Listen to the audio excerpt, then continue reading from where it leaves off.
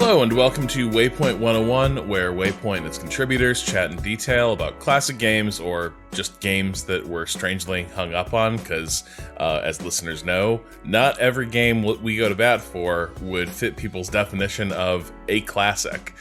But anyway, for today, I'm your host, Rob Zachney, and today I'm joined by Cameron Kunzleman. Hello! So today we're going to be talking about LA Noire, Team Bondi's and Rockstar's 2011 hit detective game that has since achieved almost Skyrim levels of being ported to new platforms. If you haven't already checked it out, you should check out Cam's retrospective on the game from last month, where he discussed the game's noir influences and its ultimately ambivalent, uncommitted worldview, where binaries of good and evil are complicated and rejected, but also the moral questions are evaded in that same process. It's an ambivalent game, I would say. Oh, absolutely. I mean, and you know, it's a noir. So, you know, I mean, it's leaning into that, right? And so the question is, you know, does it earn ambivalence? You know, I think when you approach any noir or any kind of, you know, whatever, not pseudo noir, whatever they're called, the kind of follow on in the genre. The question to me is always, did the thing that you spent time watching or reading, or neo-noir is the word I was looking for, but does it earn the kind of you know, nihilism that noir as a genre goes for? And I think in some ways, you know, I guess part of the ambivalence in the article is getting through the whole game. And I played the whole thing in a pretty short amount of time, in like a week or something like that. That's maybe faster than anyone should play LA Noire. But, you know, in big parts of it, I was like, oh, yeah, this is like really firing on all cylinders. You know, this is a question for you that we didn't talk about just a minute ago, but is this a full spoilers going out? I'm talking about every part of this game. Do I need to hold anything back? What do you think, Rob? Yeah, so that kind of touches on maybe the broader direction of Waypoint 1. So the short answer is we're going full spoilers here. But yeah, first I should say, thanks to people listening right now who've already made the launch of Waypoint Plus a success. But I think to lay out some of our thinking around Waypoint 101, because I'm not sure this is representative of what we're always going to be doing, I think long term we might end up splitting this between the public and subscription feeds, where we do a general, like, kind of spoiler reserved retrospective discussion on the main feed, and then maybe having a more book club style discussion on the subscription feed. We haven't really had the bandwidth to do that in this case because we've been busy launching it. But I think that's the model we're probably looking at in the future. So, you know, again, part of Waypoint Plus is we're trying to make sure that more cool stuff is also happening in the main feed, but still there's also special experiences for subscribers in the subscription feed as well. So I think if we were doing this the way I think we all kind of envision it long term, Cam, you and I would probably having this conversation on the main feed, and we would not maybe be going too blow by blow in this, and we probably like hold back on some of the late game reveals. Here we're just going to cover the whole game, and you know, it is 10 years old, and to a degree I do think I think not discussing spoilers also would really hinder any discussion of LA Noire, because like I think what makes it ultimately worthwhile, you're moving into spoiler territory. Absolutely, yeah, and that's kind of why I was asking, because, you know, it is a interesting detective game in a broad possible sense, right? It is an interesting detective game to the 2/3 mark.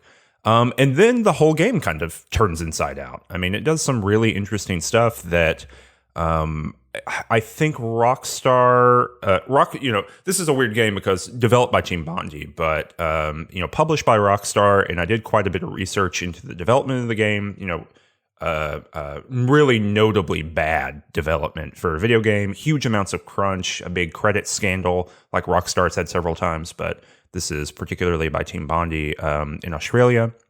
That's the studio that the scandal was about. Just a nightmarish development process across the board.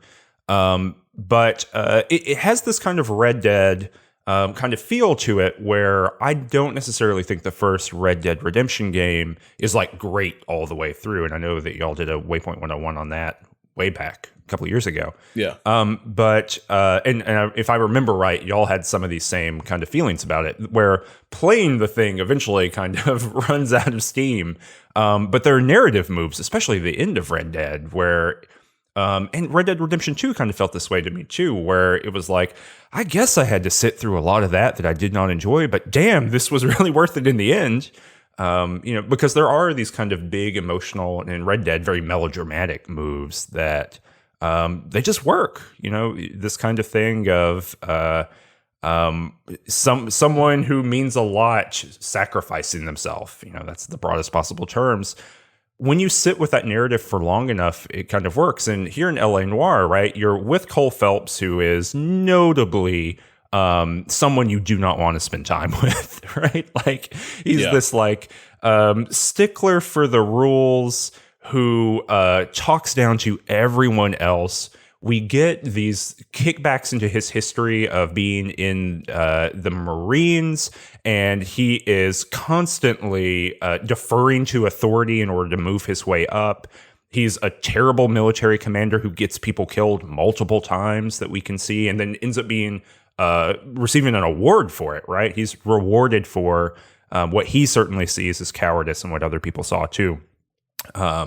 And so he's this just not, I don't like the word not likable, but he is someone who, makes my skin crawl in some ways. He's not a pleasant person.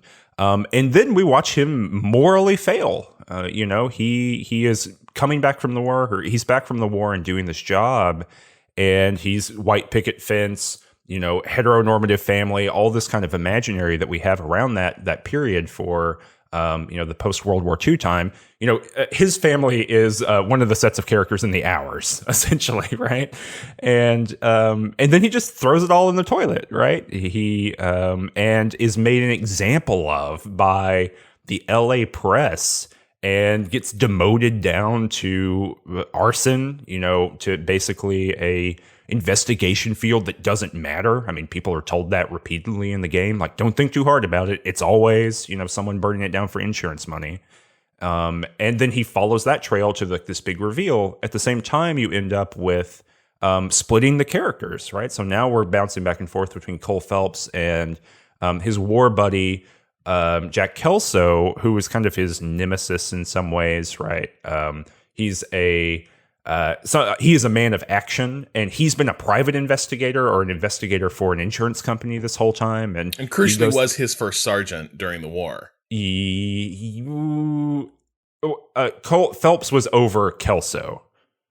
That's what I mean. Yes. Yeah. Absolutely. No, like Kelso is like the NCO who actually runs things. Yes. Yeah. Absolutely. And so, and then it turns into this kind of thing where Kelso is rough and tumble solving some of the problems of Hollywoodland, which is like, assaulting the home of a real estate developer with his group of troops, like the war buddies who remain, and like killing hundreds of guards. And like, that's a mission that you play while Cole Phelps is, investigating arson murders on the other side. And they both matter, and they kind of dovetail into each other and cross back and forth. And, the end of it is just beautiful in that way. I mean, I think the plotting of it, the way that the game kind of blooms out of that and says, yes, Cole Phelps is insufficient to this world. It really, really works. Like, it's a really powerful thing, but you have to like plod through a lot of stuff to get there that I don't think I would ever want to play again. And I'll say too that the special edition, or whatever it's called, the most recent edition, complete maybe, or no, I'm sorry, I think it's remastered edition is the appropriate term. It folds in all the DLC missions for the original game, and that makes the game way too long. Yeah. And they're not particularly interesting, nor do they really like add to the flow of the plot. And one of them is really big. It features a chemical factory blowing up. And so when that happens in the game, it's just part of the process of things. You and your partner are looking toward the horizon, and there's like a nuclear explosion that happens. And that feels like that's supposed to be a big part of the end of the game, but it just kind of comes and goes. And I found out later that that was a DLC mission. So it really messes with, I think, the narrative flow in some ways. But yeah. That's the kind of gist of getting through the game, and why that was really kind of powerful for me in a way that I was really not expecting. Yeah, I think one of the weird things about LA Noire, and this is the way in which it feels a lot like a Rockstar game, is that it's kind of overtly trying to be this genre pastiche of genres that don't entirely go to, or works that don't entirely go together. They're like works that sort of circle a genre, but like aren't really, if you sort of stack them all up like one atop the other, or nested them inside one another, they wouldn't really make sense. And so there are times where, I think especially in its first act, LA Noire is explicitly pulling liberally from LA Confidential. Yes. But in terms of like the arc of Cole and the type of cop Cole is, in a lot of ways, it's also about Dragnet, a TV show that LA Confidential explicitly references with its faux Dragnet badge of honor. And a lot of times in that early part of the game, you feel like you're in that really stick up its ass police procedural of the Dragnet mold, where Cole Phelps is a less likable, Joe Friday. But then the game also has this interest in turning into Chinatown. Later on, it is a little interested in other Elroy works, like I guess it's interested in the Black Dahlia killings, but it's also interested in works that have sort of surrounded stuff like that. I would say it even is attempting to get some maybe like femme fatale vibes in there, but it can't really pull it off. And then I think it's also kind of being influenced by war series that preceded it, like Band of Brothers or Generation Kill, where in a lot of ways, LA Noire is also a game. And it doesn't tip its hand about this for a long time. It's really only at the end you realize how much this is about the experience of like combat trauma and the experience of soldiers returning from war. It's really only late in the game that you realize, like, oh, this entire thing has also been about this. Like, this is one of the main points of this game. And it holds back on that for a long time, but that is that's a wide reach that LA Noire is making. Yeah, and I think that has to do just a lot with production, to be frank. From what I... doing research, and going back 10 years, there's a very famous IGN article that kind of was digging through the production of the game. But Team Bondi is founded by a bunch of people who came from Team Soho, who did The Getaway, right? Which is basically LA Noire, but for Guy Ritchie films, right? Like it's this kind of GTA-ish kind of game about crime, I think in London. And it's that kind of cultural vibe, right? But it's folding in a lot of like 1990s and early 2000s crimey kind of stuff. And so very famously, the lead of LA Noire, Brendan McNamara, would go to anyone at any given time during the development, whether you are the lowest animator or, the cinematic director or whatever, and would say, I don't like this. This needs to change. And that is part of the reason this game took so long to develop. But I think you can really feel that in all of those references, in all of those kind of composite, sometimes different genre things, right? I don't really think actually that LA Confidential has much to do with Dragnet in any way other than the police are involved. And yet, I think you're right that both of those things are crammed right in here. And I think it has to do with this kind of singular authoritarian capability, maybe not vision, because I don't know, I'm not in the guy's head, but certainly capability of walking to any given staff member who's working on the game and saying, this needs to look more like LA Confidential. This needs to sound more like Chinatown. And when those references show up, they show up. I mean, you can feel them. When I was writing the piece, I went back and revisited a bunch of those, big major films. in the genre. And yes, I mean, big chunks of this game are just Chinatown. And it works, I guess, perfectly fine. But I think that part of that rock star feel to it in some ways is that, given everything that we know, the Housers work in similar ways. Of this doesn't work, let's do it. Here's my vision for it. Let's push it forward. And so I think that really comes from one kind of capability to push and make sure that certain references are in there. And unfortunately, when you just string a bunch of references together, it doesn't necessarily produce something that's entirely coherent. It produces a Robot Chicken episode, I think, in its most cultural form. And in some ways, I think all the LA Noire and the rock star oeuvre in a broad sense is kind of like watching Robot Chicken episodes, like themed Robot Chicken episodes, or like the Family Guy. Star Wars, right? But if Robot movie. Chicken were really convinced that it were high art and doing important work, rather than just like quoting other pieces. I agree. I think this is, and the weird thing is, like, again, I would maybe argue that the thing it begins to get to in the end, where it's like, well, this is like, this whole thing is about sort of this original sin of what happened with these soldiers, both when they were deployed, and the things they did that don't get talked about and don't get reckoned with, and then their experience coming home, where you're just sort of demobilized and tossed into American life. I think that's probably the most interesting angle of this, because there are a lot of crime movies that are about returning soldiers falling into crime, but there's not a lot of, I don't think there's a ton of like noirs that have really explored that a great deal.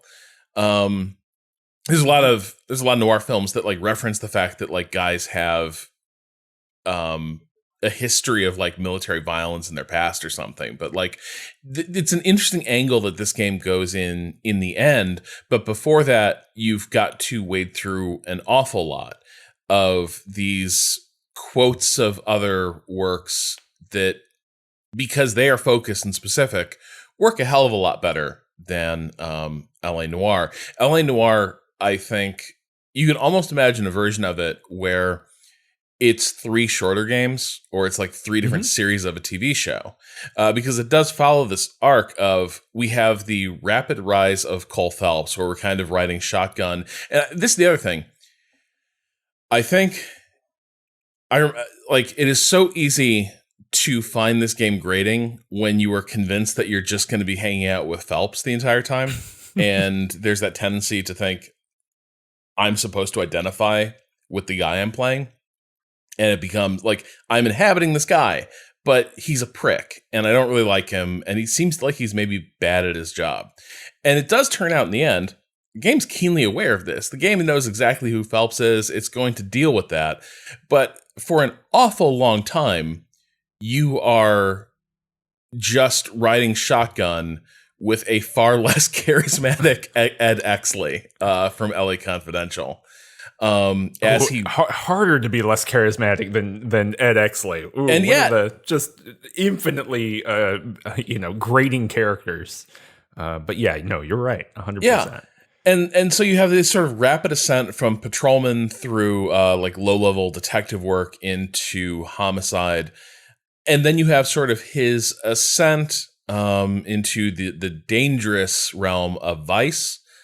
And then his rapid disgrace and his sort of plummet into irrelevance in the Arson Squad.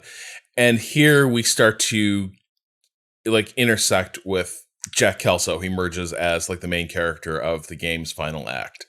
But that's an awful lot of material that's being held in reserve. And there's an awful lot of like just bog standard detective story stuff happening, centering on a character that maybe you don't like very much.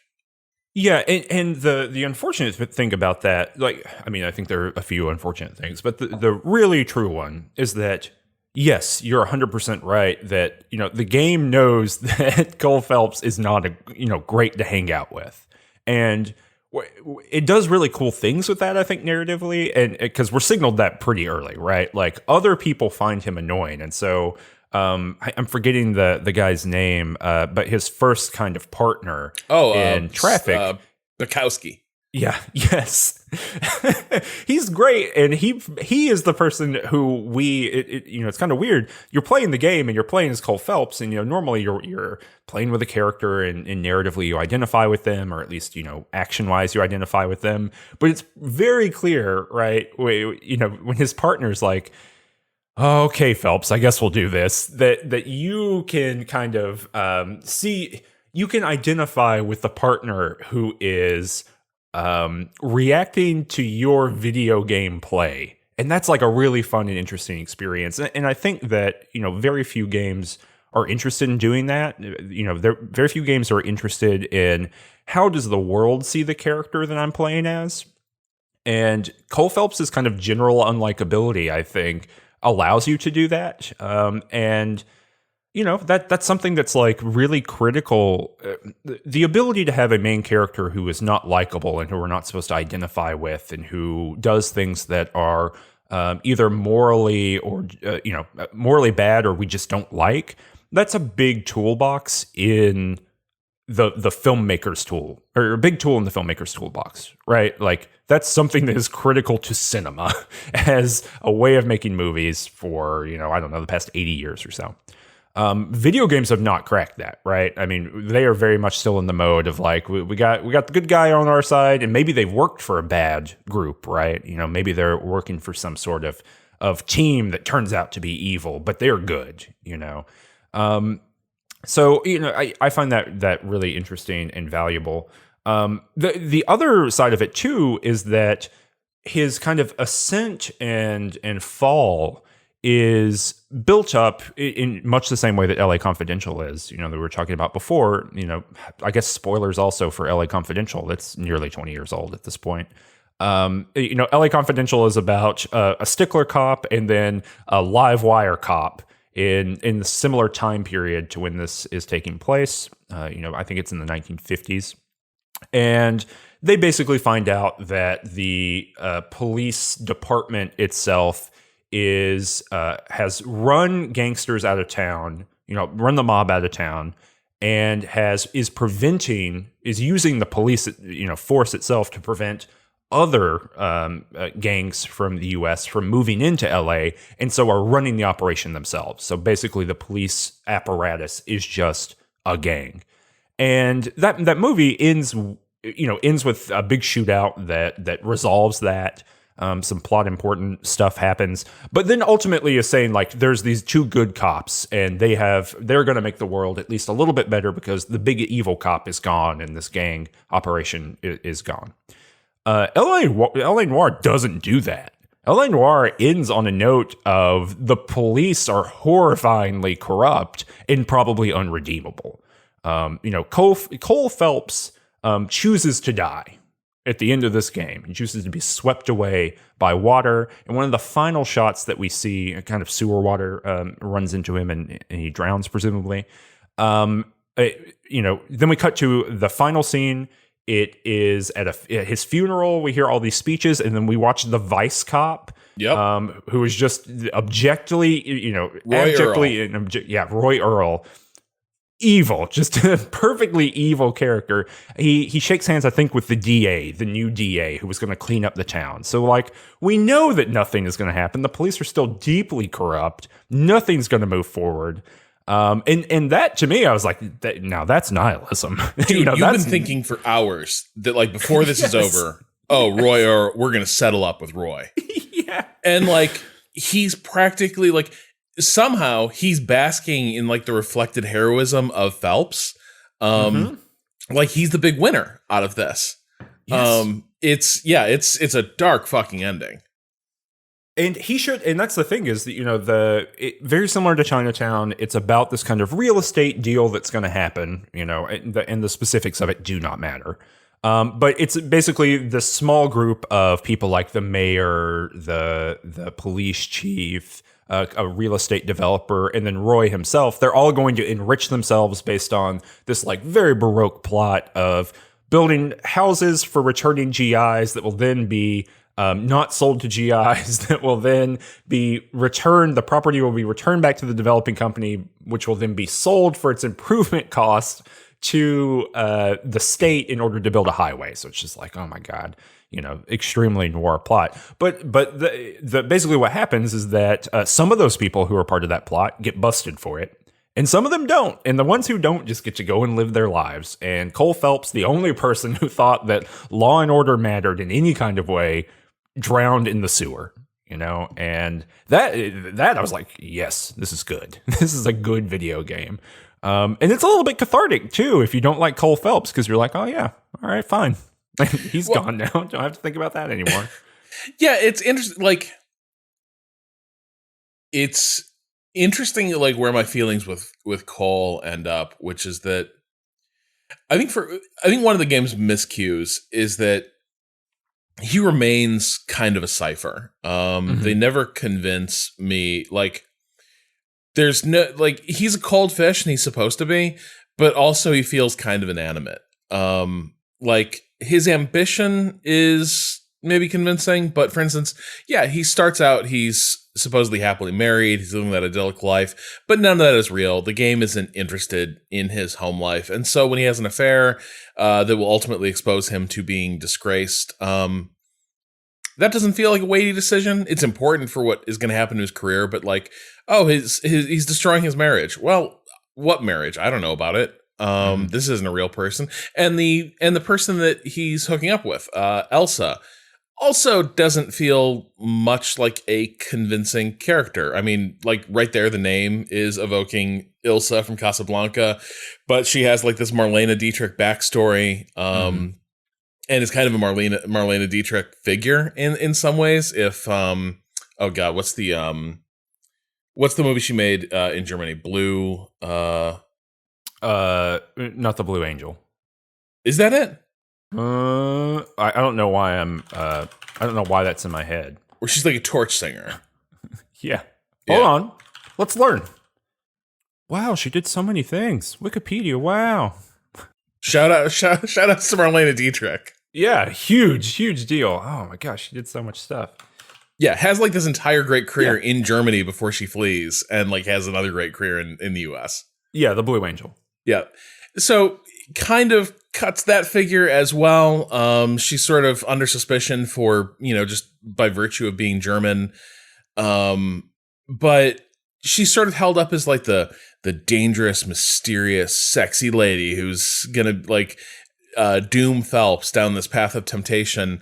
But she ends up being just a solid citizen, a good egg. Yeah. There's not much moral ambiguity around her. Like, there's some sympathetic beats there. She's a recovering like heroin addict. She's been compromised by that in some ways, but at no point, like, it's sort of the form of the femme fatale. Game's not really interested in it. Neither is it very interested in her and Phelps' relationship. She ends up kind of fulfilling this really functional role of she's going to be the person who says, hey, you two key detectives in the story, Phelps and Kelso, you are working the same case, you fucking idiots. You need to talk. And that's kind of where it goes, but it means that there's so many things that happen to Phelps that are like important in this, like in the plot, but they don't feel important to our understanding of the character. You don't get the sense of, does this guy fall in love? Does he, like, what does he make of the gap between his ideals and sort of the lackadaisical corruption that surrounds him? He doesn't really enunciate very much. He doesn't very express very much throughout this game. I think the most we get out of him a lot is sort of when he gets worked up, he's more petulant than crusading, is the way I'd put it. Yeah, he's like a little baby. Like he loves to be like, well, I think you're not telling me the truth.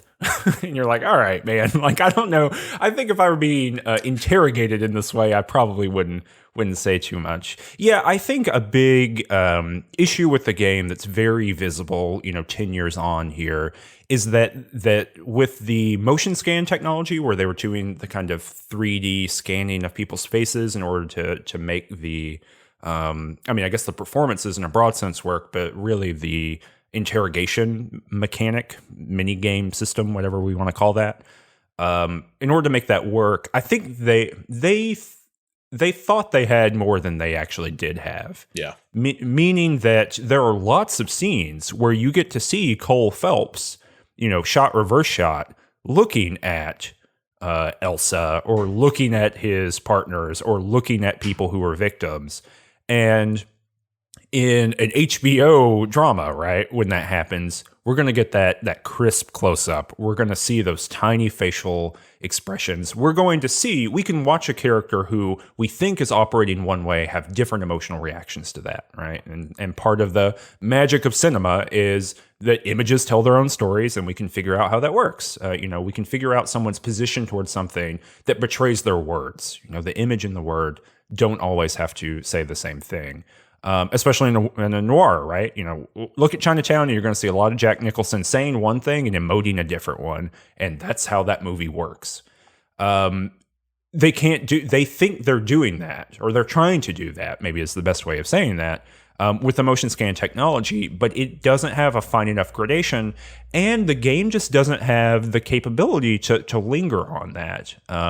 Cole Phelps spends, and everyone really in this game spends a lot of time saying things that the plot eventually reveals to us are not their true feelings.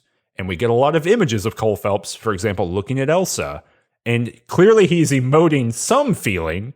And I think at the end of the day, we're supposed to realize those two things were not the same, right? They're trying to use some of the power of the cinematic, mode in order to do that.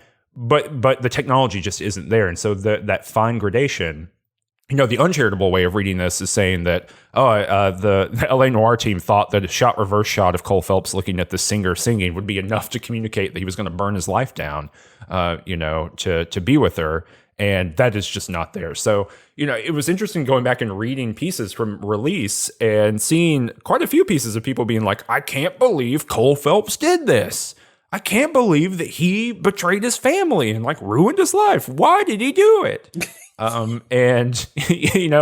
So it really did come up on people, and it is surprising. It's kind of this inversion that I think the developers thought they had more breadcrumbs around, and you can see them trying it, but it definitely doesn't work, even in the era of 4K, up-res LA Noire.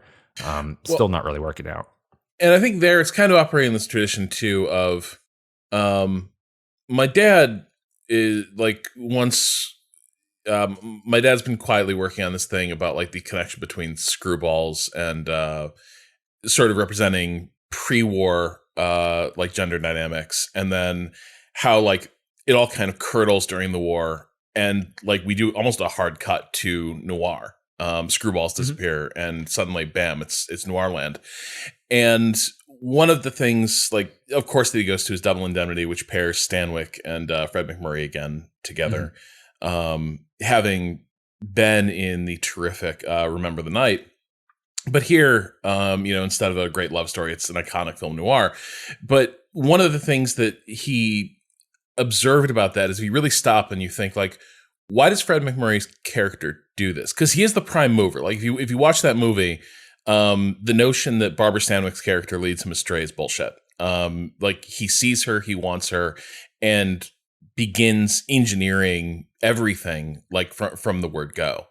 But the question is why, and why does he do it? And his argument is key to understanding that movie is that you see what he has, and without him enunciating anything, you also have to understand why a man with a comfortable life and a decent job would still just sort of walk out into the darkness. And I think Phelps is operating in that tradition, but the thing they don't get across is he's such a boring vanilla character. The thing Fred McMurray had, and again, you get this with cinematic performance and expressions and the ability to watch people act and imagine what they're thinking. Fred McMurray was the everyman who, in the right light and with the right material, you could see just utter darkness behind that sort of facade. And we can't get that. We never get that sense of LA Noire. Often feels like it's all facade. The parts of the performance that happen below the surface just can't translate through this. And also, I don't think they directed the performers particularly well. It's a decent cast. They rated the supporting cast of Mad Men for this entire game. There's a lot of good performers here. But the shadings of performance we're used to seeing just don't come through here because I don't think they can. Yeah, I think something that I was really kind of shocked by, but which makes total sense to me, is what really hinders the game for me in the performance realm has less to do with the tech and more to do with the sound. The sound on this game is the dialogue sound is extremely compressed. Yes, or I guess just the dialogue, and so everything is crunchy sounding. It sounds like sometimes it's coming through like an AM radio, and I totally understand why, because you're having to fit a lot of recorded dialogue on a game disc. Yeah. And so I totally understand, right? This is initially coming out for the PS3 and Xbox 360, like generation, I guess first on PS3. Again, there's like multiple movies worth of shit in here. Yeah, absolutely. Oh, easily. Yeah, no question. And so, but that really sticks out. Like, there's because of the compression, vocal inflection kind of gets lost. And God, so that's a good point. I think that's one reason why he sounds so whiny, is because he basically clips. When he's emoting strongly, he basically clips. Yes. And so he can either be up here and he's very flat and plateaued all the way up here, or he can be down here and he's very plateaued down here. Like, there's no dynamic range at all. And it really hurts. It hurts every single performance in the game, except for people like Roy Phelps, who I think people who I guess they didn't realize it. I don't know why you would know this, but there are actors who chose a kind of a noir stereotype voice, and so they're going up and down within the same kind of range quite a bit, and they're doing that, and those work perfectly fine because they're not, they don't have peaks and valleys in significant ways. And I don't know, so it's a really interesting moment where the technical affordances of the game are running into what actually gets produced at the end of the day, and it makes a big difference. It's also just like hard to listen to, not pleasant.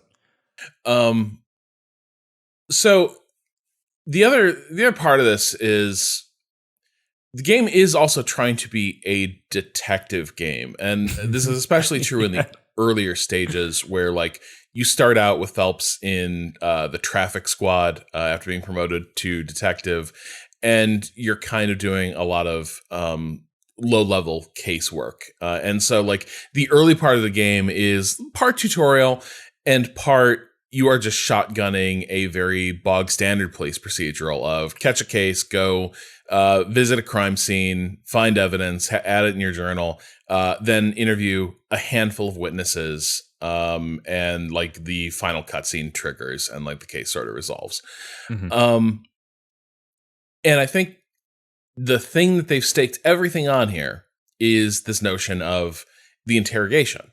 And like the nature of detective work in this game is you gather evidence mostly so that you can crack suspects in interrogation. And how do you crack them? You play a sort of reactive Simon Says game where you watch you hear what they're saying, you watch the claims they're making, and you try to figure out, you basically, you can believe, you can say, oh, they're telling the truth, and your character will proceed as if they're telling the truth. You can doubt them, which basically means exploding in their face with a huge aggressive bluff, and being like, you're full of shit, and to see if that rattles them. Or you can like pull the evidence and say like, I know you're lying because I know X.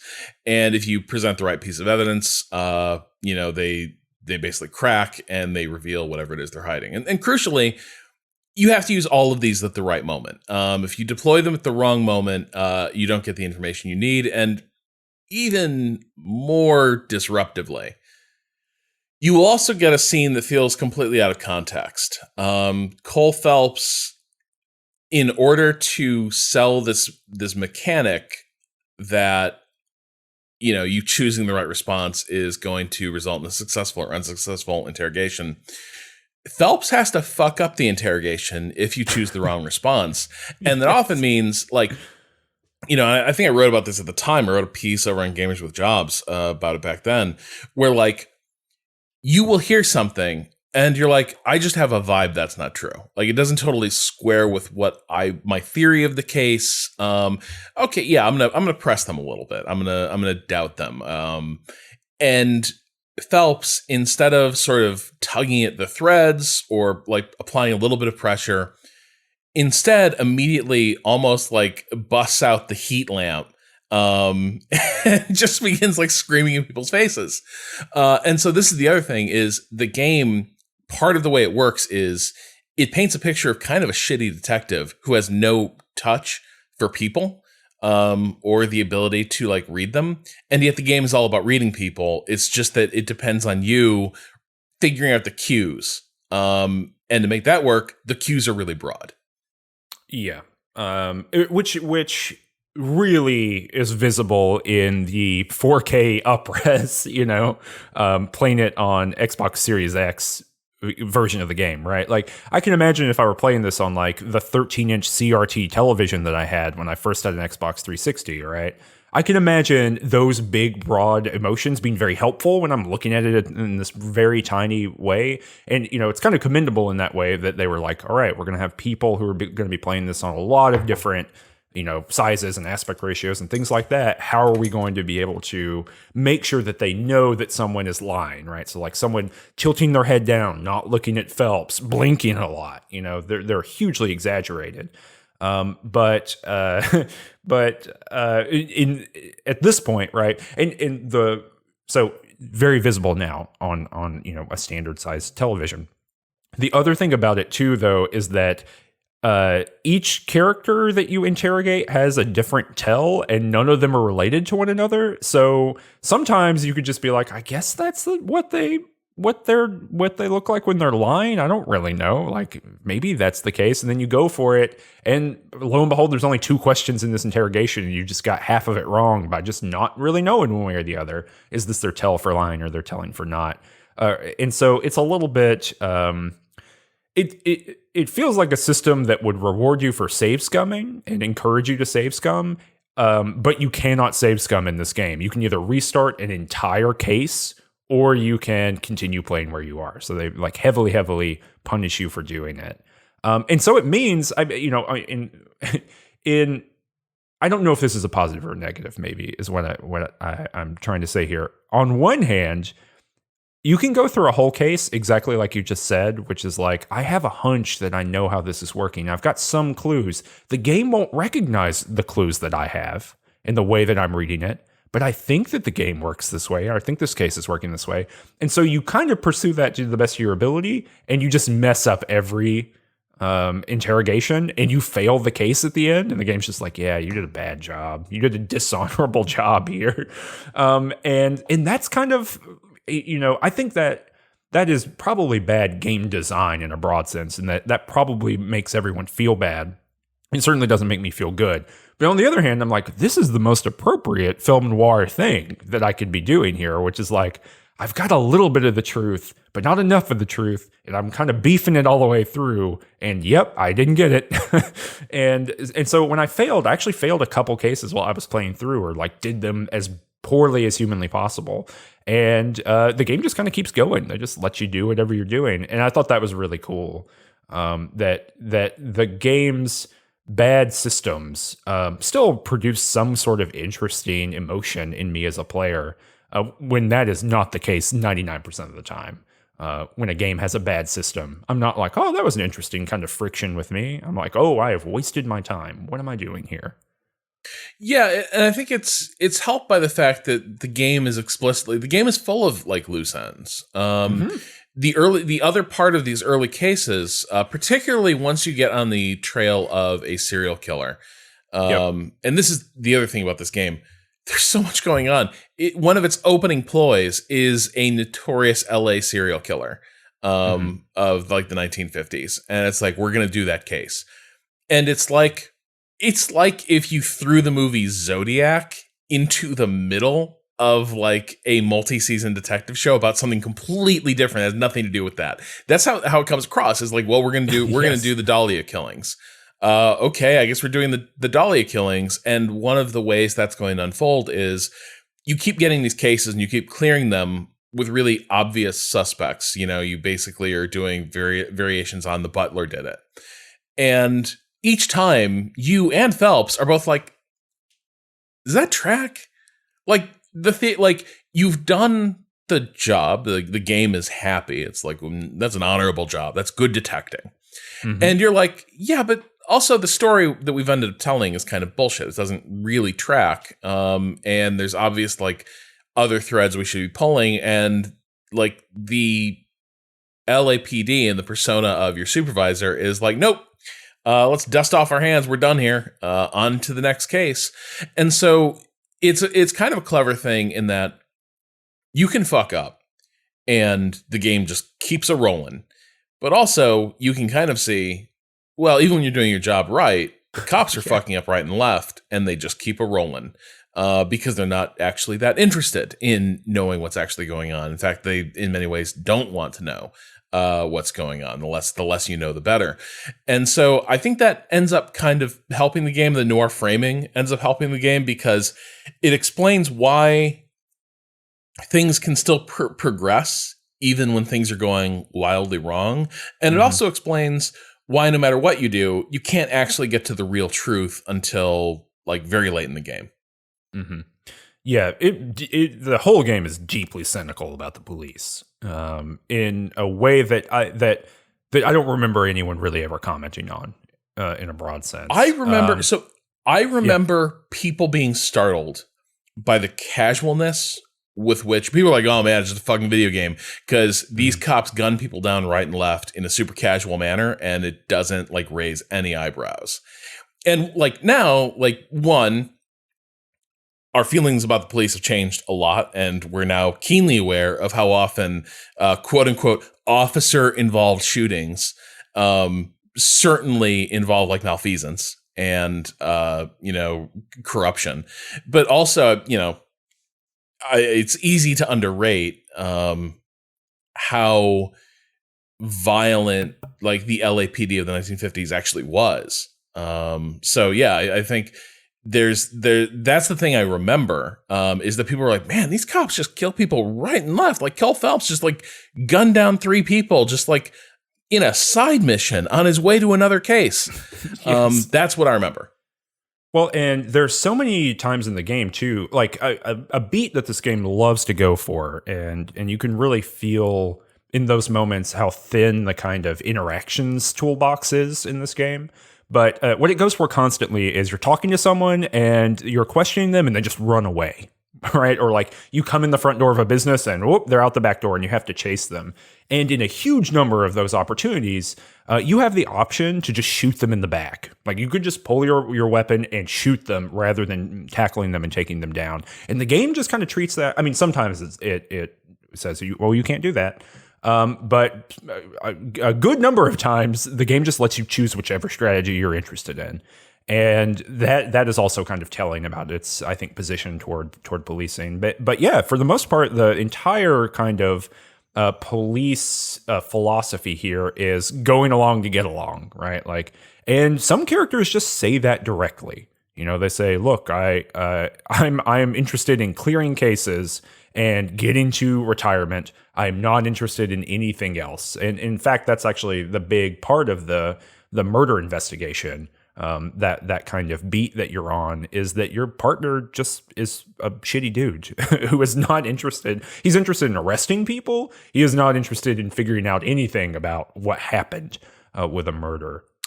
And that's actually, the weird thing that happens with the flow of this game is that when you get to that part, and you're like kind of unraveling this conspiracy, that's also when a lot of the framing devices or maybe the toolbox of the game gets smaller even more then. Maybe that's the best way of saying it, because the traffic in the first few chapters of the game, first few cases of the game, there's like a narrator, like a third person narrator who's talking. That just goes away. That just disappears.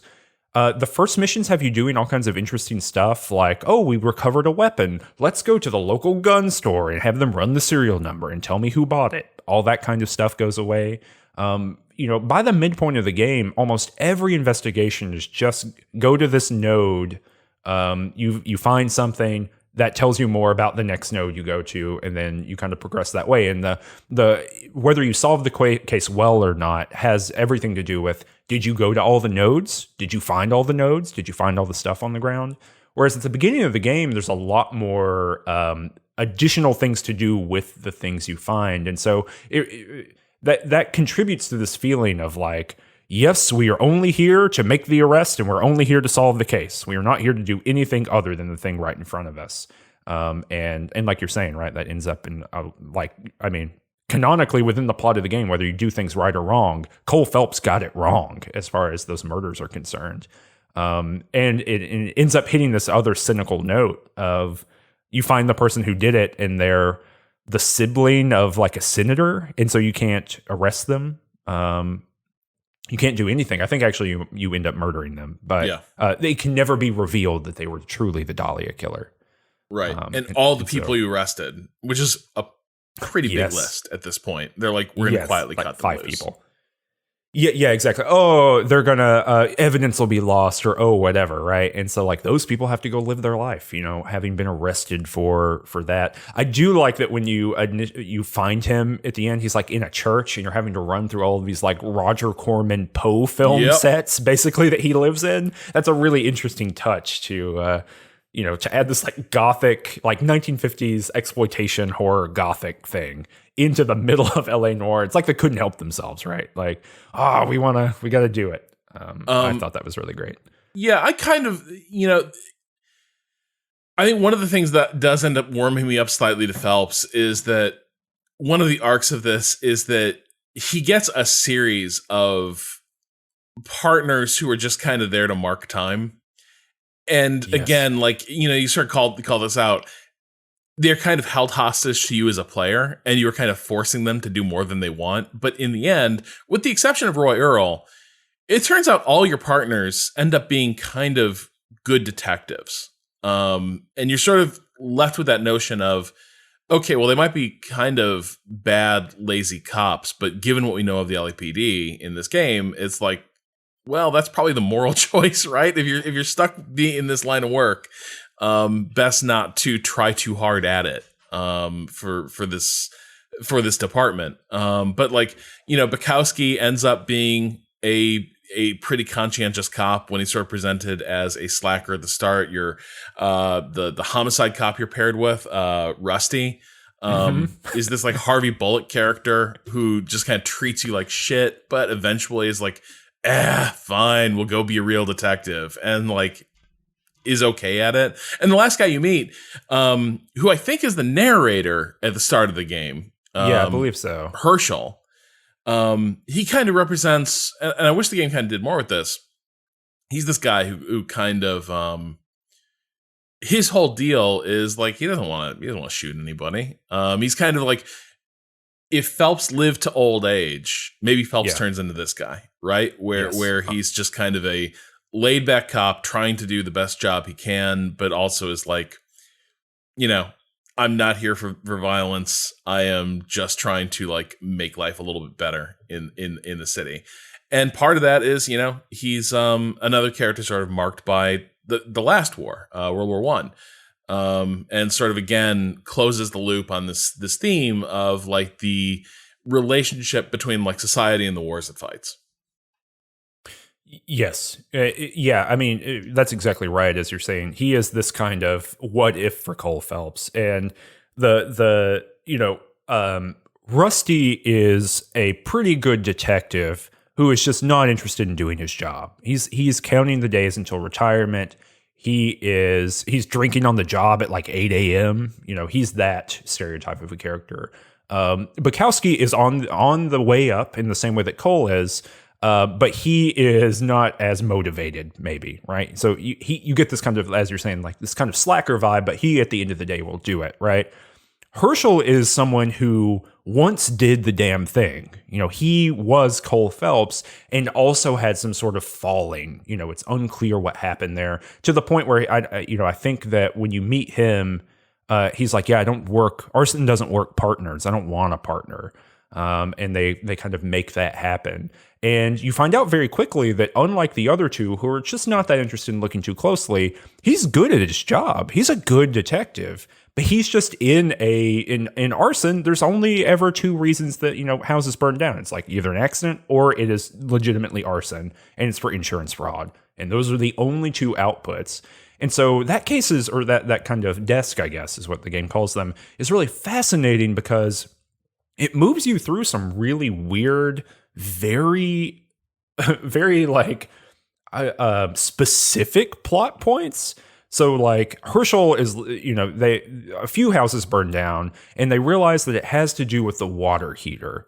And so, the water heater is malfunctioning, but a water heater malfunctioning shouldn't burn a whole house down. So what's going on there? So, Herschel introduced you to the fire chief. And the fire chief is also revealed to be like a crack detective for fires. And you have to go to the fire station and they do an experiment, like them in conversation with your technical services people who we haven't even talked about. But they have figured out this like science experiment to show exactly how, using, mosquito coils and a balloon and the pilot light, exactly how these houses are burning down. And you literally perform the experiment as a mini game. And then like you do it and Cole Phelps is like, oh my God, then that means it is arson. And it's just really specific and weird in a way that the rest of the game really is not, right? The murder cases are murder cases that turn into a conspiracy. The traffic cases are traffic cases that kind of take you around the city and make you do different things. The vice cases are getting down and dirty, with the heroin underclass epidemic of the city. Yeah. The morphine, the military surplus morphine epidemic. And but this one, turns you into like a detective scientist of doing this really specific work that is really, really interesting. And it's because Herschel wants to do it, right? Once he's on board, he is on board, and he's just as capable as Phelps is. And there's a way of writing this game that just kind of plays that out, and Phelps learns from the older version of himself how to, quote unquote, fix himself and not be such a jerk about everything and not be so concerned with moving up in the world. And he becomes a good detective who takes out Roy, right? Like that's the expectation of what could happen here. And the game totally swerves from that to do the other thing, with Jack Kelso. And it's really, as you're playing it, and especially as I played it, which is like basically mainlining this entire game over the course of a week or something like that, maybe a little bit longer, it really kind of works, in TV show style, because there's a lot of cases in this game. There are. And yeah, it does benefit. Like I also mainlined it, and it is. I think that like a lot of things, we talk about this a lot as critics. A lot of us end up experiencing games at concentration levels that probably doesn't show them off to their best advantage. Yeah, for sure. Because like, I can see how sitting down and doing a couple cases in a session, that could be fun, relaxing. Okay, I've done 10 cases and all of them were mediocre and I hate this game. Like that's kind of what happens at times while you're playing this. But yeah, like, God, there's so much happening in this game because like you also have a Mickey Cohen appearance again, like played by a Mad Men alum. A Mad Men alum. I think you mean the man who dies behind the diner in Mulholland Drive, Patrick Fischler. But all of this ties into the other thing that's happening in the background of this game is they're keeping these sort of run-ins with Cole's past life as a Marine and his old unit. And there's sort of this reference to the Coolidge heist, that all this like military surplus shit vanished off this troop transport back home. And in the late stages of the game, when you shift perspective over to Kelso, who as we said, was the platoon sergeant serving under Phelps. Also the actual probable war hero of that unit. Unlike Phelps's sort of, well, you fucked up so bad we have no choice but to give you a medal and hide the truth. But Kelso's become this private investigator, and he sort of ends up closing the loop on, okay, a lot of our old unit got involved in some seriously bad shit. And the game's last revelation is Kelso kind of knew it was about to break bad, right? Like the game kind of closes on this return to the transport ship home, when the other key figure of your unit, Courtney Sheldon, was kind of the unit medic, the corpsman, and he is the guy who is coming back and is just really pissed off both by what happened in the war and also the speed at which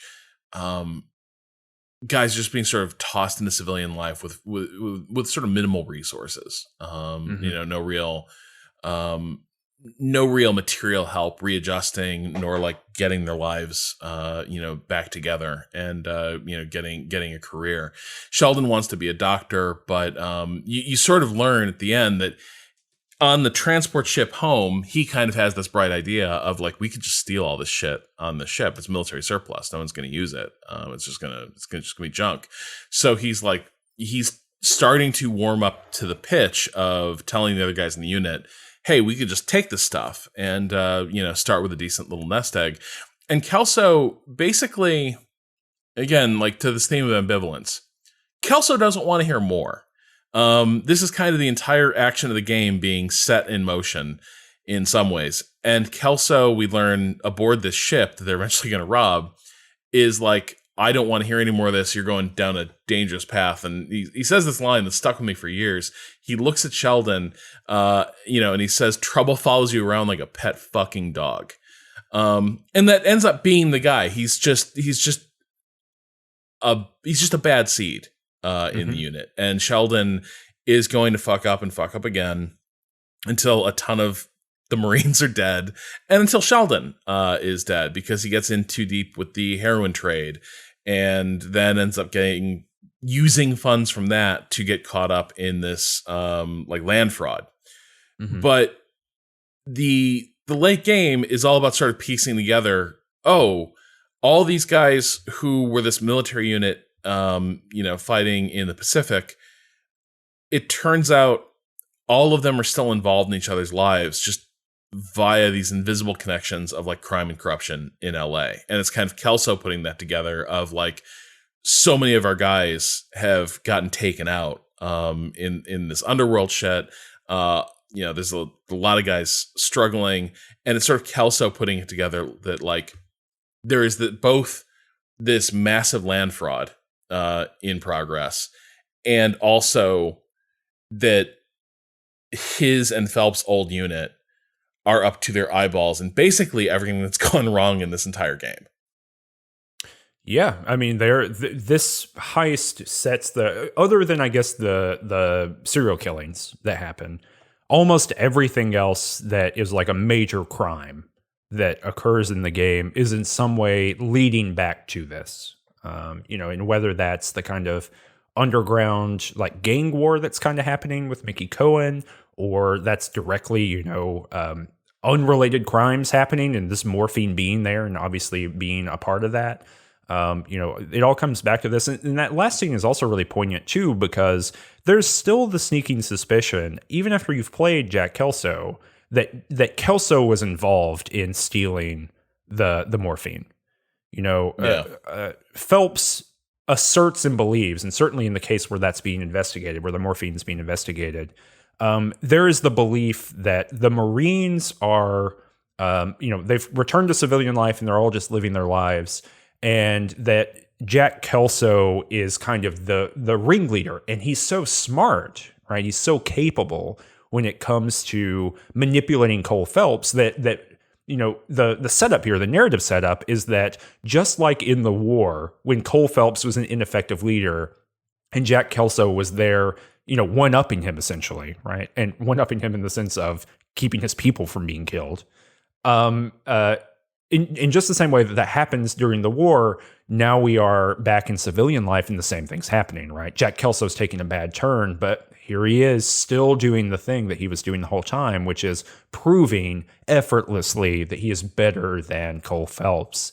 And that's what you're kind of left with, even when you're playing with Jack Kelso. It's really unclear if he was involved in that or not. And this final flashback scene shows up at the end to be like, no, Jack Kelso, in fact, rejected this at its very original moment. And maybe if Cole Phelps had been a little bit less of a jackass and, willing to be a little bit more humble, right? And getting this kind of chip off of his shoulder and being willing to ask Jack Kelso for help more directly, a lot of this maybe could have been avoided. There's the sense too that the bad relationship between Cole Phelps and his entire unit just came right back home too. The big reveal at the end of the game is that the arsons are being done by a member of their team. Hoga Boom. Yes. Yeah. Is that a real name? Son, do people have that name? I'm going to raise you to be a crazed hillbilly in a video game noir. Okay, Dad, what's my name? Ira Hoga Boom. And yeah, so he's like this. He's painted this very stereotypical, shell shocked, kind of post traumatic stress, flamethrower trooper who is like religiously obsessed when he comes back, and he's burning families alive and all of this stuff at the behest of insurance fraud and all of this stuff. Right? He's like the lowest person in the hierarchy, and he's just murdering people, but he has like a reason to do it because, he's scarred by the war. It's a lot of stereotypes about all of these things crammed into one another. But the additional kind of move here is that Cole Phelps knows as soon as this character shows up, as soon as Hoga Boom shows up, he's like, oh yeah, I guess I'm to blame for this, aren't I? Like, I did this. I did have that guy burn that entire village. Go into a cave that is being used as a hospital and then burn everyone alive in there. And when those people were not dead from being burned, having my soldiers execute them one by one. And there's like this whole flashback scene where, this is where we find out, kind of how Cole Phelps exits the war is that Courtney says, no, we're not going to do it. If you want to kill all of these civilians, you can do it yourself. And Cole Phelps won't do it. He turns away and he says, get it done. And he leaves. And Courtney just shoots him in the back, and it's this moment of, kind of ripping through a lot of our cultural beliefs about the Second World War, right? This idea of, and this is not the first time that a discussion of killing Cole Phelps, killing their commanding officer, is floated by a character in these flashbacks. They say it more than one time. And I think that the record on World War II has actually moved a little bit further away from the kind of, rah imagery we have of that, and that commanding officer killings were actually much more common than we believe. That normally gets stuck to the Vietnam War, right? But yeah. I think that was much more common than our kind of cultural narrative now, or certainly our cultural narrative around Saving Private Ryan, Band of Brothers would have you believe. Well, yeah, it's Band of Brothers has that one episode where they have a bad CO, and you talking about David watch Schwimmer? It and not think all these dudes know he's going to get people killed. Mm-hmm, extend that over an entire campaign. How often do you let a guy like that fuck up before you're like, look, a lot of things can happen in combat. You can't fire your boss in the middle. You know what I mean? You can't report your boss. But yeah, and that's kind of who Phelps is. Inept at command, and then also a moral coward. Yes. Who's like, I don't burn out that cave. I don't give a shit what's in there. Yeah. And part of the reason too, there's a lot of setup that's really great, because part of the reason that it happens is that Phelps is so methodical about burning everything. I think they're on Okinawa, right? Yeah. He is so methodical that his unit is running behind every other unit. And so the reason that he ends up killing all of these civilians, or commanding his soldiers to kill all these civilians, is that he knows he is falling behind and failing, and he's trying to catch up. So it's like it's this huge kind of mix of I don't know, just failure across the board of him as a human being, right? And someone who is, I mean, doing the job of war, which is nightmarish and morally, awful, right? The killing of other human beings is just a nightmare of a thing. But the kind of idea that he is part of a bureaucracy of it and is trying to kind of do better at that bureaucracy by hurrying up and killing civilians is just so much more nightmarish to me. Yeah, and yeah, he is this sort of, and I think this is maybe one of the ways he becomes a more interesting character in retrospect, is he is now so easy to read as a desperate striver of the meritocratic ladder, in a way that I think we're much more keenly aware of. You know what I mean? Like someone who just sees everything as this opportunity to gain, to advance, but it requires both being a rule follower, but also knowing when to basically fudge the rules so you can just keep progressing and you hit like unreasonable targets, let's say. And this is kind of Phelps's problem, is that he's really more of a rule follower. He's more of a proceduralist. But he has no touch for anything. He has no feel. He doesn't know where to cut corners, or when he's just got to go or bend the rules. And this is one of the things that leads to his downfall. And it's why he's kind of bad as commander as well. Like he's always reading from the manual and never really looking at what's in front of him. Until the very end, where he's, mildly redeemed, by basically abandoning the police, work to go team up with Kelso. But even that is almost like it turns into Kelso sorted out Kelso and his Marine buddies have sorted out the land fraud in the best possible way, overrunning the dude's compound with machine guns, and killing the guy's private army and fucking him up. But then the end of the game is like, Hogaboom's got Elsa. And so you got to go, of mice and men, poor Ira Hogaboom. Basically, yeah. I mean, he is written and treated almost exactly in that mode. Yeah.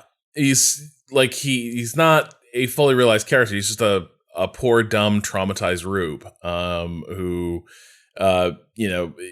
begins compulsively burning people. And yeah, so the game kind of ends with that, where like we see all these things come full circle. The surviving Marines are sort of brought together to kick ass, and take out Leland Monroe.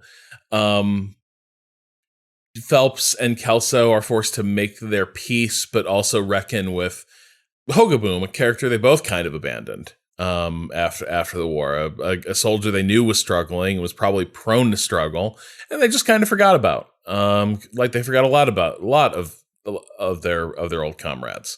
Sheldon is dead, because he doesn't understand how badly he's fucked up and gotten the crew into waters they have no business swimming in, and still doesn't know who to trust by the end.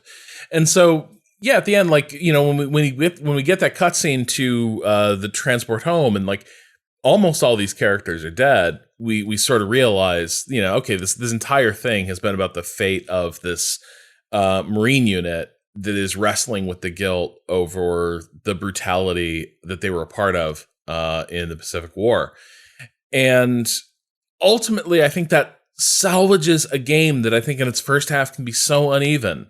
And like in the first half of the game, I can sort of see like every issue people have with this game and every issue I had with it. I'm like, the casework can be really janky and the cases can be kind of boring.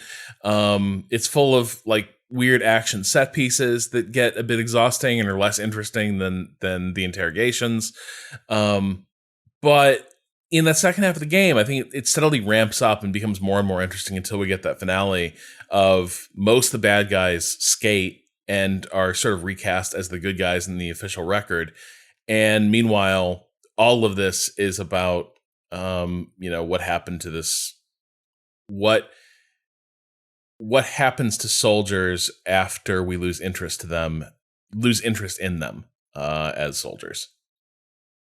Yeah. And it's really interesting too to kind of square that with what we know historically, in the sense that, like, I'm sure that in the years after World War II, there are a lot of people kind of coming home and wondering what's next for them and what's happening and things like that. And the game kind of sets the stage for that, right? Really easily demonstrating that lots of the LA suburbs are being built, and that's entirely financed by the GI Bill. But we think immediately of the post-war period, certainly from the perspective of 2021, as this kind of moment of explosive economic growth, obviously, and ascendant American power, but also with radical upward mobility for the people who were able to receive the benefits of the GI Bill in a broad sense, right? So the characters who the weird thing to look back on this game, right, and think about is that the characters who this game is about are the ones who received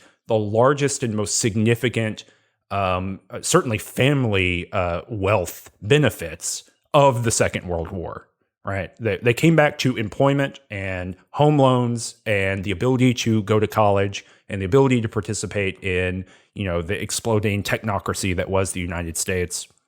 And so it's really interesting to have this kind of friction of, kind of statistically in the world's broadest sense, what we know about what happens to this class of people, of white men who return to the United States after World War II, and then this kind of like on the ground story, which presumably is based on research that has a much more ambivalent relationship to that kind of thing.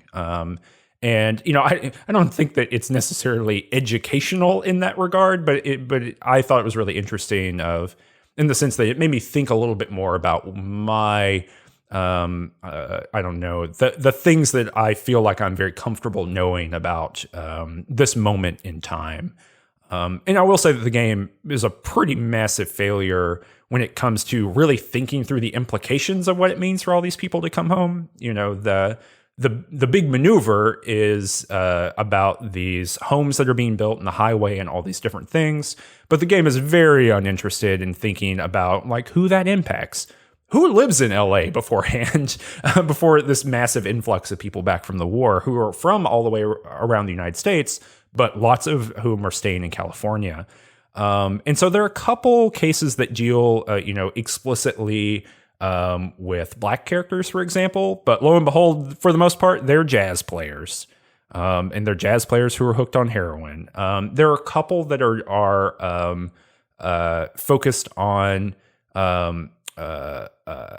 I guess is for the most part, Mexican nationals who are living in the United States. There's like a market owner who there's a case about him. And so there's a little bit of focus on that, but then that kind of disappears too. And so it's this interesting thing where it's a story about crime and LA, and it's trying to do this maneuver that all of LA based noir are doing, which is like, the city is one of the characters. Rob, did you know that the fifth character in LA Noire, the fifth the City detective, of Angels.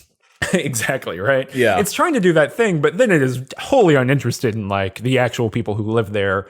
And it's really interested in history and the layout of the city and what did it look like at the time. And I know that Team Bondi spent a lot of time modeling that.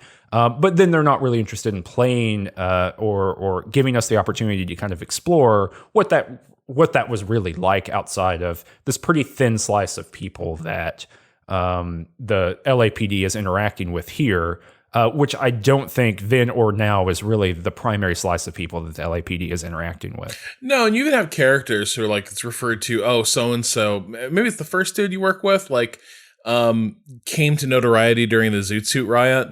And that is, as is often the case, less a riot than an explosion of like white racial hatred. Yeah, absolutely. But again, like it's referred to, the game is aware this existed, but it's not really interested in, okay, well, what are the ramifications of that? This is recent LA history, that sort of resonated for years within the city. And yet no real discussion of like, Mexican or Chicano, groups in the city and their relationship, to the LAPD.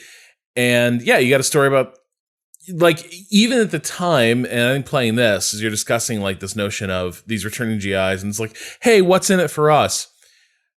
Well, in general, I do think a lot of like white GIs being discharged did have a lot of doors open to them for a lot of aid and a lot of resources.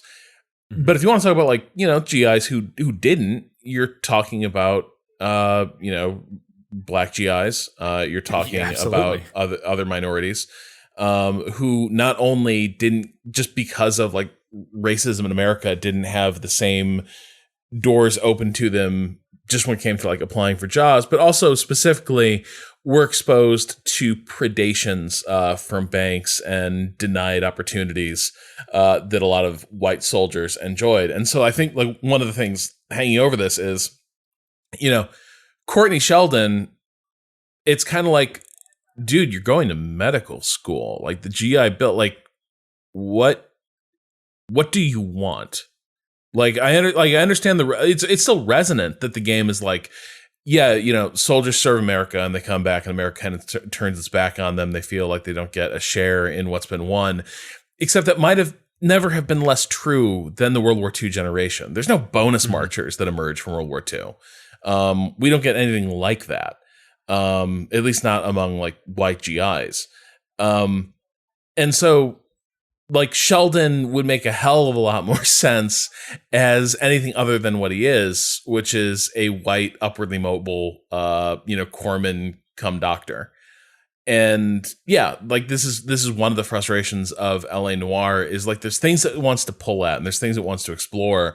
But it's sort of myopic focus on the sorts of people who show up in Hollywood movies of the 1950s and Hollywood movies of the 1990s. It ends up reducing the racial complexities of LA to background stereotypes. Yeah. And, things just disappear, which shouldn't be disappearing. I mean, where is the aftermath of Japanese internment here? Yeah. Feels like we've got a dense area, a densely urban area that's developing in the years immediately after World War II. A huge population who has been interned in camps and divested of their property and had their lives in shambles, who are now returning to that community. Seems like a pretty big missing piece. I don't know exactly how that interfaced with LA, but it cannot be the case that no one went to LA afterward, right? I don't know enough about it specifically to point to the specific gaps, but I can feel knowing what I know. And look, I guess, the answer here is like, don't think too hard about it. This is a genre game that is playing in the genre, toolbox, or, the playground, the sandbox, whatever, just deal with it. And okay, that's perfectly fine. But like, I don't think you can try to lean so hard on historical markers and just pretend like some don't exist. And if the excuse is like, well, we just watched a bunch of movies and that never appeared, so what do we do with that? Well, maybe watch some other movies, right? Like watch Bad Day at Black Rock and get back to me. The ultimate Western noir. So I don't know. It just seems like after the game is over, I have this weird emotion or, set of emotions, I guess, where I'm like, this really, and it could be just because the first half of the game is like so kind of grating at some points, but wow, I've really been won over. I'm very surprised by that. This actually sunk the shot at the end. I'm impressed by what happened.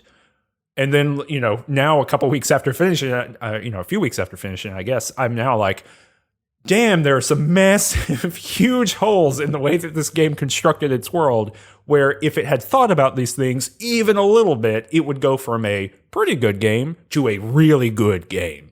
Kind of a game that maybe deserves multiple remasters and ports and all of these different things. And I don't think there's any universe in which we get LA Noire 2, right? I think that so much about the tech and the development of this game and the obvious production time costs and just building this apparatus, I just don't think that is economically feasible anymore in a world where it's not a sure bet. I still don't know if these mechanics in their basic assumption would be enough to, sell this kind of game. So I think it'll live on as this weird kind of experiment that kind of worked and kind of didn't, but, kind of marred, I think, by some big problems and big holes. Yeah, I certainly end up wishing, I I could see versions of this game being way better. And I would have been interested to see if this didn't end up being an evolutionary dead end. But in part, like, I think this is also like a clear example of one of the things that happens when you completely burn your studio to the ground in order to get a game out is that there's really nothing left to start the next project with, and people don't trust you with the next project, right? Like, I think Team Bondi infamously, I think, tried to get not a sequel, but like a different game off the ground, inartfully titled Horror of the Orient. And obviously that was not met with a lot of positive reception, but also, you know, I'm not clear at all on the business stuff, but it never came close to getting off the ground. And I think part of that is you know, it certainly helps to have a studio left standing when you finish a game, if you're gonna move on to the next one. But you know, the fallout from having burned through that team and having the stories get out, you know, I think Team Bondi had sort of rendered its brand kind of toxic by the end, even by Rockstar standards. Oh yeah, and you know, it certainly doesn't help. You know, there's a world in which you burn your team to the ground as you're working, and after it's over, you show a little bit of remorse, any kind of remorse. But that is, in fact, the opposite of what happens. If you go back and read, you know, this is linked in my piece, but it really is worth going and reading that IGN article. And then the follow-up, GameIndustry.biz did like a follow-up about the leaked emails and all this kind of stuff that informed the big report.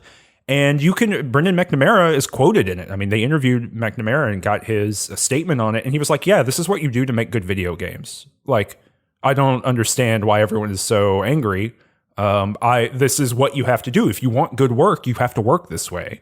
And so it's like, you know, you could imagine a scenario in which someone goes through like 7 years of nightmare production and comes out the other end being like, oh yeah, this was not the way to do it. You know, I have to rethink the way that I manage and the way that I tell other people to manage other people. Obviously this didn't work. Like this, we were so stuck in that we had to just deliver the game, right, to make it work. But I would never do this again. And he just doubled down. He was like, no way, this is what you have to do.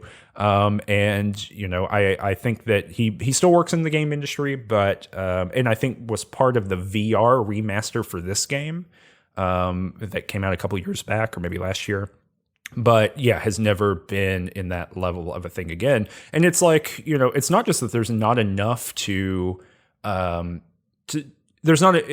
just that there's not enough of the team to make another game or keep going. It's that people learned a lot of skills during that time and they never want to work in the games industry again. Yeah. And so it's not just that like, oh, these people aren't all together anymore. It's that these people would want to do anything else with their life other than think about making a video game. And that's like truly nightmarish. I mean, doing that to a person in your workplace sucks. That's bad. Yeah. You know, and ruining them to an art form in some ways. Right. And yeah, I think there's lots of examples of games that we know were produced under really difficult circumstances with, you know, really garbage practices with regard to like balance and giving people their time. But yeah, also the stinginess with credit and the refusal to let people go out and take a bow was another part of this. Like, there's a lot of games where like it might have been a death march to get it out the door, but in the end, as the praise is rolling in, there's kind of a, hey, you know, as you said, you say the right things that are contrite, and then also you let people kind of stake their own claim to ownership of like what they did and like what they accomplished with this, and none of that happened here. So it was like, it's kind of still probably one of the clearest examples of like, okay, well, how can you make what seemed like a pretty successful game, and one that got a lot of attention, and still kind of be left with nothing at the end? And I think, yeah, so much of that is both about the development and then also about the way that the creative lead spoke about that development and treated members of that team as expendable, even in statements. Yeah. Yeah, and you can see it in the the leaked emails, and you can see it in the discussion afterward. I mean, it's Rockstar party line. As far as crediting is concerned, you got to be there to ship in order to be in the credits. And I think actually they, after reporting on Red Dead 2, right, they've officially changed that policy. But I don't think that in any way makes up for what Team Bondi did, or for what Rockstar has done in the past, right? I've not seen anything about them correcting the credits of previous games, right? Seems like you can update Grand Theft Auto 5 1,000 times to add weird stuff into it. You can maybe update the credits, but that's a little bit of a side issue. So we have a couple of emails that came in. Now we covered a lot of them. A lot of people asking about the facial tech, but one of them does sort of ask something that's adjacent to that, but I'm interested in it. Anonymous writes, sorry, if you don't sign your email, you're anonymous, even if it has even if your name is there and you're not specifically requesting it. So if you want us to read your name, just sign the email and we'll know you're cool. Anonymous writes, LA Noire and shows like BBC's Sherlock, released the year before, both really lean into this idea of being able to read body and facial expressions to discover definitively if a person is lying. Does LA Noire lean too much on that body language expert pseudoscience? Is it a convenient, cool gameplay device to show off their tech, or does it speak to an unwillingness for games to let their players experience anything less than an intellectual power fantasy? Do you see so does it feel like this is sort of tacitly co-signing body language analysis? Yeah, absolutely. Yes. I think body language is the soul in this game and in this game's imaginary, and yeah, it's 100% a power fantasy, a heroic fantasy that a man can look into whatever the quivering cheeks of a interrogation suspect and know the truth. Now, what's great about that is that, like I was saying earlier, you don't know what tell is what tell, right? You don't know what tell reveals what. And so sometimes you just get the whole thing wrong, or at least I do. Maybe I'm just bad at the system, but sometimes you think one thing is something and you're going for it because, for example, when they are lying and when they are saying something that is untrue that you can disprove with evidence, those are often two different facial expressions, and knowing which is very unclear. And so, I think that, not to be Jacques Derrida here, but the thing as it's presented in the game, the mechanic as it is presented in the game, and the power fantasy also in some ways contains its undoing. It reveals how ineffective it is at some points and how insufficient. And I think when you're interviewing Kelso during that Vice case, I think you always fail that. I don't know if there's a correct way of getting through that. I think Kelso can always outmaneuver you. And so maybe that's wrong. I don't know. Someone can let me know. But I think that there's a beauty in some places in the game to, Phelps thinking he's got the magic and he's just got nothing. And the game just kind of lets you flounder. So, but yeah, I think absolutely it's this, fantasy of physiognomy is the truth. And that's fake, right? Now, yeah, I think I'm with you. I think the game undercutting it with the fact that Phelps is clearly often wrong or not getting at the real story that it needs to get to. I think that helps with it. I think it, to me, when I play this game, it often doesn't feel like a power fantasy because you're so obviously a schmuck in so many of these cases where it's oh man, the game is saying I did a good job, and I know for a fact I did not. Phelps missed it. There's clear things that I, as a player, and it's just someone who engages with the mysteries, I know this is a blown case. Yes. And yet, the game is haha, through the power of reading your reactions, I know that. I think it does a good job with that. If you want to see the ultimate in body language, power fantasy shit, Tim Roth's Lie to Me is the all-timer goat of that. It is first of all, it is allegedly based on a true story, but that's only true insofar as there was a notorious lie detection expert in the early 2000s who was getting a lot of notoriety for supposedly making advances in like detect like scientifically verifiable like methods for proving deception. All of that's basically been blown out of the water. That shit ain't real. But an engaging series that is often about like watch Tim Roth just chew scenery as he goes like, there it is. See, there it is. I know you're lying. And you're like, fuck yeah, you got him. How much do you think this also kind of comes into play with the fascination with poker culture in the early 2000s? Like, do you think those things are related? Because, you know, there's the poker explosion, right? Like the post-rounders, you know, I've heard Chris Moneymaker. Yeah, exactly. Right. Like, and that was all about, you know, I remember so much in the early 2000s, like all of this discussion about people having tells, you know, looking down into the left. Dude, you couldn't turn on cable without seeing a bunch of shitheads in sunglasses, just like grimacing at each other. Yeah. And so I wonder, you know, how much of this, all of these things are kind of related, right? That there's this kind of, I don't know, fixation with the truth being physical. Now, not to get too conspiratorial here, but we were going to learn, you know, around the year 2003 that there was a physical truth, supposedly, for a large lie that ultimately ended up not being there. I'll leave you to figure out what that was, dear listener. But, you know, there's something weird going on in the early 2000s with trying to find proof where nothing is, and then just kind of proceeding as if the proof was there. So, Tenby writes, first time, long time, love your work. Not really a question per se, but just wanted to write because I recently replayed LA Noire for the first time since it launched and was very back and forward on the game. The vibes are immaculate, and when it hits good. I have a lot of thoughts about the bad stuff I won't bore you with. I mainly just want to say that it absolutely rocks that in the last third of the game, you're suddenly playing as an insurance investigator. I wish there was more of this in the game. An entire game of investigating insurance claims in post-war LA. Sign me up, baby. Maybe just the novelty after 20-something hours of playing as Cole Phelps, but I genuinely loved it. Cheers, 10B. Yeah, I'm with you there, and I think the vibes are pretty immaculate. I think, you know, as you alluded to, the reconstruction of post-war LA, which is in many ways a lost city at this point, is incredibly cool. Dude, when you go out to like the tar pits, for instance, and you see just like the vacancy that's there, it's awesome. It's good shit. Also, I want to shout out the soundtrack is really good, even if the way the game is scored is not.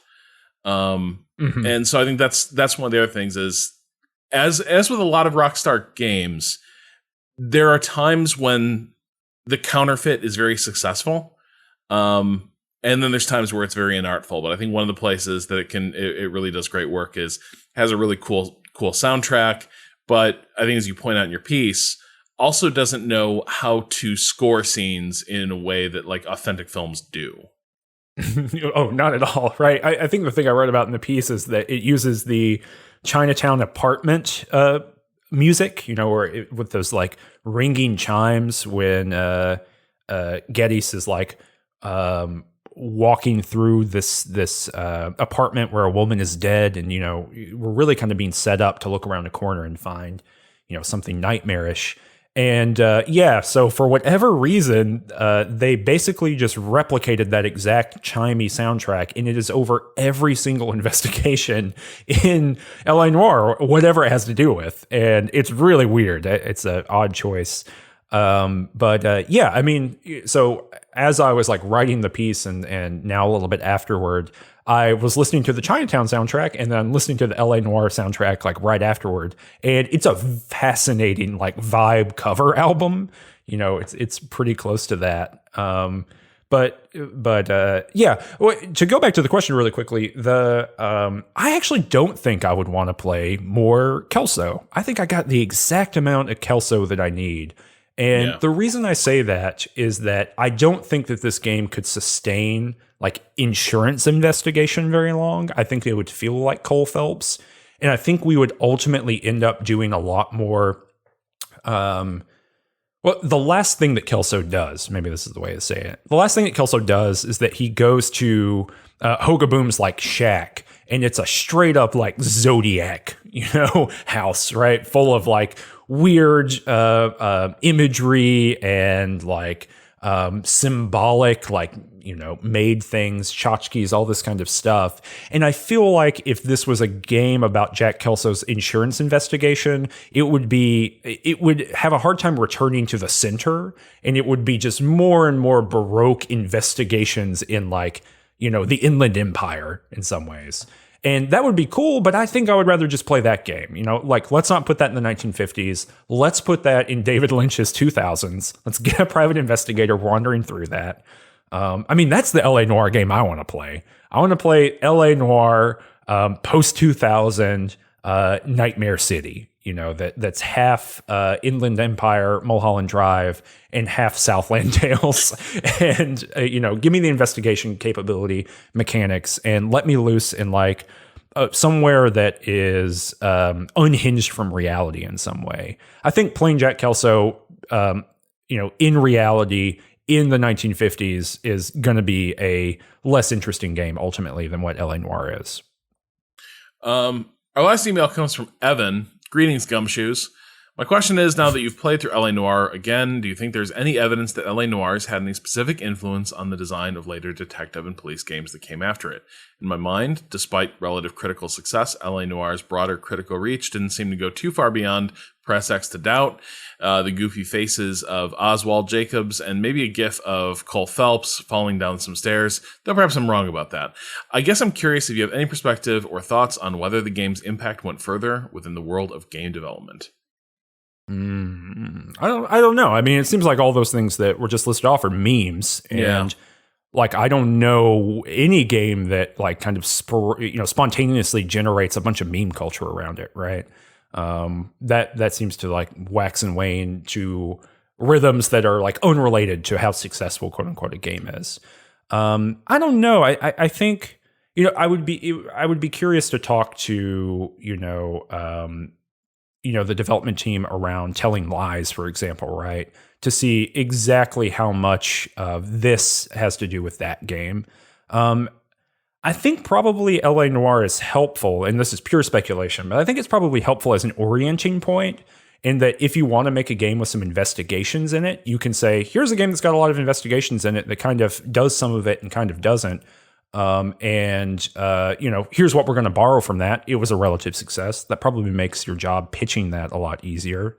I wonder if the Sherlock Holmes series or the investigations in The Witcher 3 or, the open world Batman games, they're like investigations that you can do. Those all kind of feel like the way that the site investigations work in LA Noire. And I think it's kind of impossible for those designers not to have looked at this system and think, what did they do right? What did they do wrong? I think that The Witcher 3 in particular, and the way that it presents you very similar scenarios, but is really interested in, like, allowing you to use whatever it's called, Witcher vision, to, like, highlight clues and things like that. I think that it's trying to shore up some of the issues that are in LA Noire as far as, like, allowing you to see clues and find them easily. So, I don't know. I think we've had enough site investigations after this game that the influence can't not be there, I think. But everything else, as far as, like, interviewing and things like that, I think the reality is that you have to put a lot of game development resources to do something like the doubt, lie, whatever system. And if this is something we haven't talked about, but LA Noire had a partner company that made the technology that made this possible, right? And in fact, I think that was part of the reason that Sony dropped them as a publisher and Rockstar picked them up, is they'd sunk so much money into this kind of facial mapping image tech. And if you're not willing to do that, if you're not willing to literally make a whole other technology to afford a game system, then you kind of can't commit to that as a pillar of development or whatever. So I understand why those things haven't showed up, but I think it has to be influential, at least in some parts. I don't know. Rob, what do you think? Yeah, no, I think you've cited a lot of stuff. I might cite, I think, but yeah, you're just not getting the full experience that LA Noire tried to be, probably because it's way too intensive. Like when I'm playing Judgment right now, and like there are moments where it's like you have to prove to someone that they're full of shit, and you go into your case file and you pull the correct evidence, but like it's still the thinnest rendition of what LA Noire is trying to do. Again, in part because they also want to provide even fewer ways for it to feel dissonant, I think. They never want you to feel like, a dipshit the way Cole Phelps often does. And so you're often set up with just the easiest wins of being like, well, I guarantee you, I certainly wasn't in this particular alley at midnight, 2 nights ago. And you're like, well, I've got, a security camera that shows you right there, clearly being there. Like, that's kind of as far as it goes. But yeah, I don't think we've seen, I think we see bits and pieces of these mechanics pop up elsewhere. I don't think we've seen a game try to do as much with the concept of simulating an entire investigation as LA Noire is attempting to do for, as you allude to, a lot of very good reasons. Yeah, and when those things happen, I think they're often in the kind of indie game space or in the adventure game space. I'm blanking on the name of the game. Maybe The Golden Wake is the name of the game. Let me make sure or A Golden Wake. Is that a Wadget Eye? Well, published by Wadget Eye, but developed by Grundislav. Or maybe it's not published by. It looks like it's published by Grundislav as well. But yeah, in that universe. But it also, Lamplight City maybe is the game I'm thinking of, which is also by the same developer. Anyway, that's all to say. I think that there are teases of this kind of thing in other places, but often in places with much lower development costs and time sinks into them. Well, and there you're saying you can find residue of this in adventure games. Well, you could also argue that LA Noire is the biggest adventure game ever made. Yeah, 100%. What if we took point and click and just blew it to insane proportions? Mm-hmm. What if it were drive and tap? Drive and what run. if it were drive and stare? Yeah, exactly. Drive and doubt. There we go. That's the genre type. Okay, I think that will do it for today's episode. I've got to run to a meeting, so I've overshot just a little bit. So, Cam, thanks so much for joining us for this discussion, for doing the retrospective for us, and enabling us to have this Waypoint 101. Let's do it again before too long. Absolutely. I'm ready when you are. Thanks so much for having me. And, I would say if any of this sounded interesting to you, probably worth checking out LA Noire if it's on sale. It's not going to hurt you in any kind of way. And because it is legitimately interesting in the broadest possible way. And, not as always, because this is a new thing, but thank you again to everyone who's listening to this and who is subscribed on Waypoint Plus. Hope you enjoyed the episode. If you did, tell your friends, get them to sign up for Waypoint Plus. We'll be doing lots more of stuff like this in one way or another. So looking forward to where subscriber content goes from here. We'll probably be back next month with another show in this vein. I've got a few candidates I'm tossing around, but we haven't picked anything out for sure yet. So stay tuned for more updates on what we're going to be returning to next. But until then, this is Rob Zachney signing off.